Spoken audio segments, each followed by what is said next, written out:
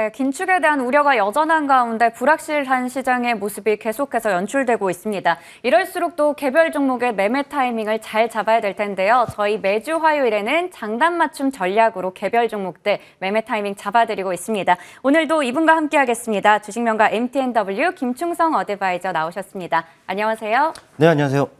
네, 제가 브리핑에서도 네.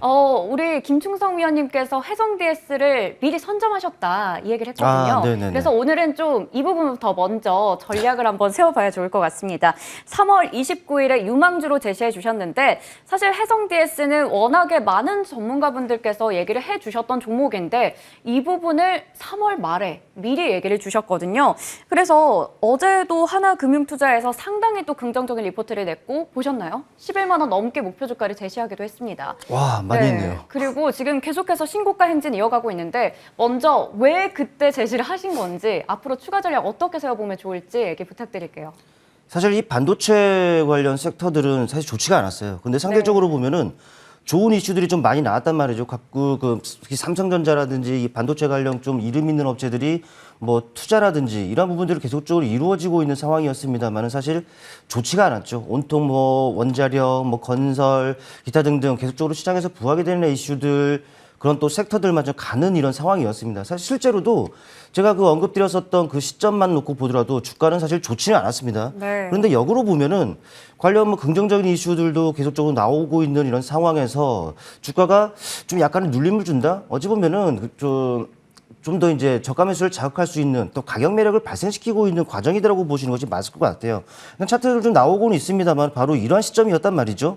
네, 어떻습니까? 한 차례 바닥에서 상승이 나오고 난 이후 계속적으로 눌리는 이런 양상이었습니다. 어찌 보면은 아무도 관심을 갖지 않는 이런 상황이라는 것이죠. 그런데 역으로 보면은요, 최근에 이런 상승 과정은 어찌 보면 큰 틀에서는 장대 양봉이 나타난 것이죠. 그 이후에는 이제 단봉으로서 쉬어가는 이런 과정이었는데 그렇다면 이제 맞춤선을 활용해서 어느 정도의 지점에서 우리가 접근해 갈 것인가 이 고민만을 했으면은 어찌 보면 좋은 자리에서 선점할 수 있는 이런 상황이 아니었는가 싶습니다. 사실 해성 DS 같은 경우에는 모두가 특히 이 반도체 관련 섹터들은 다 안 보는 이런 시기이기도 했습니다. 그런데 이제 제가 가장 먼저 말씀을 드리는 이런 상황이었고 선점할 수 있는 좋은 기회였죠. 어찌 보면 이런 눌림은 정말 좋은 매수의 기회가 됐었고요. 그 이후에는 또 강한 탄력으로 이어지고 있는 상황이다라는 것이죠. 또 이 종목 같은 경우에는 근본적 상승 모멘텀인 실적이 뒷받침되는 이런 종목이다 보니까 어찌 보면 이런 상승은 좀 당연한 이런 부분들이 아니었나 싶기도 하고요. 일단은 뭐 이미 제시해드렸던 목표 주가는 뛰어넘었습니다. 그렇다 보니까 이제 수익 나신 분들은 다시 한번 뭐 축하드린다라는 말씀을 드리겠고 중요한 것은 이제 대응들을 어떻게 해 나가느냐라는 것이 아닌가 싶어요. 물론 이제 좋은 종목이기 때문에 매수하고 그냥 긴 시간 동안 그냥 보유만 한다. 이 전략은 사실 아닌 것 같습니다. 아직까지도 시장 자체적으로만 놓고 본다면은 불확실성이 여전하죠.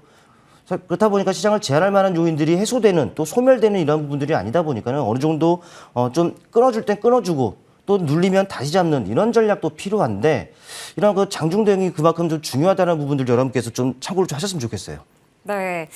정말 이 장단 맞춤이라는 전략을 저희가 화요일마다 얘기를 드리고 있는데 항상 이 큰 틀에서 봤을 때도 장대 양봉이 나왔을 때 좀 눌렸을 때가 정말 적절한 매수 타이밍이다를 강조해 주시고 계십니다. 정말 프로그램 명에 딱 맞는 종목들 얘기를 해주시고 있고요. 그리고 이렇게 장중에 좀 대응하기 어려울 때는 또 소통 창구를 통해서 함께 하실 수 있으니까요. 참고하시면 좋을 것 같습니다.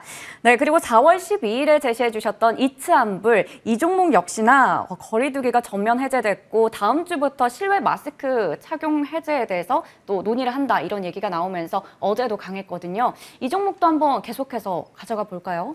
사실 리오프닝이 사실 뭐 거리두기가 계속적으로 해제가 됐지 않습니까? 네. 그런데 안 된 게 마스크죠. 네. 그러다 보니까 이제 화장품 관련 종목들이 사실 약했습니다만은 하지만 이게 완전히 안 되는 것이 아니라 언젠가는 풀린다라는 것이죠. 우리 앵커님께서도 말씀을 하셨습니다만은 다시 이제 논의가 이제 이루어질 것으로 보이고요. 관련 종목들 다시금 들썩일 수 있는 이런 과정들은 분명히 있으리라 생각을 합니다.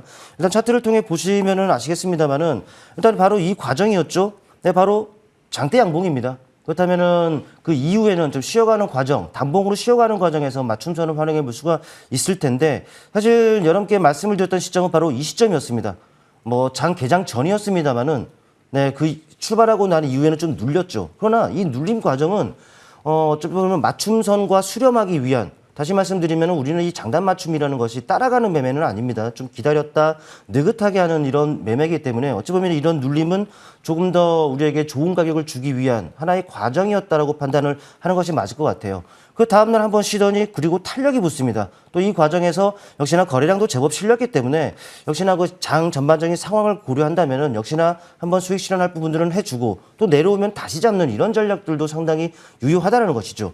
이후에는 네, 마스크를 제외하고는 거래두가 다 풀렸어요. 네, 마스크가 좀 그 풀리지 않다 보니까는 소위 말해서 화장을 못 하지 않습니까? 네, 그러다 보니까는 그 이후에 좀 눌리는 부분들이 있습니다만 하지만 추가적인 하락은 안 나오고 있다는 부분들에 또 우리는 주목을 해야겠죠. 또 거래량적인 부분들도 많이 수반이 되지 않는다라는 것은 이 부분들은 눌린다, 거래량이 없다, 물량 출회가 없다라는 것을 우리한테는 알리고 있는 부분이기 때문에 다시금 적절한 시점에서 타이밍만 잘 잡으면은 이 종목도 다시금 우리한테 또 기회로 활용할 수 있다. 또 이제 말씀드렸다시피 역시나 또 장중 대응이 중요한 거 아니겠습니까? 어느 시점에서 또 진입할 것이고 또 어느 시점에서 또 이제 단기적으로 끊어줄 것인지 이 부분들은 이 장중에 대한 그 대응적인 부분들은 노란톡 부분들이 있으니까 그곳에서 충분한 팁을 좀 드리는 것으로 하겠습니다. 네, 이렇게 해서 이츠한불 AS 통해서 매매 전략 확인해 봤습니다. 그렇다면 오늘 첫 번째 장단 맞춤 신호를 포착한 이슈를 체크해 볼 텐데요. 이 부분 많이 커지고 있죠. 폐배터리 시장이 확대되고 있는 상황이고 네, 또 맞습니다. 국내에서도 4대 그룹이 또 연합을 했다고 하고요. 그래서 오늘은 어떤 이슈 속에서 어떤 종목 가지고 오셨는지 보겠습니다. 네, 이 폐배터리 관련한 부분들은 우리가 내용을 체크를 해보면은 우리가 관심을 가지고 뭐 시간을 두고서 또 적극적으로 공략해 들어가야 하는 섹터다라고 이렇게 말씀을 좀 드릴 수가 있을 것 같아요. 첫 번째는 시장 규모입니다. 전기차 시장이 뭐 확대가 되고 있다는 것은 여러분도 이미 잘 아시는 부분일 것이고요.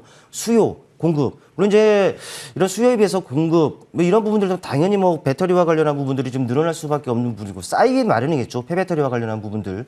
그런데 이런 부분들을 본다면 2025년부터는 연평균 33%가 성장할 것으로 전망이 되고 있고, 물론 이제 시간적인 부분들은 뭐 아직 많이 남아 있습니다만은 2040년도면은 68조 규모로 성장할 것으로 전망이 되고 있다는 것이죠. 이것은 큰 시장이다라는 것을 알 수가 있죠.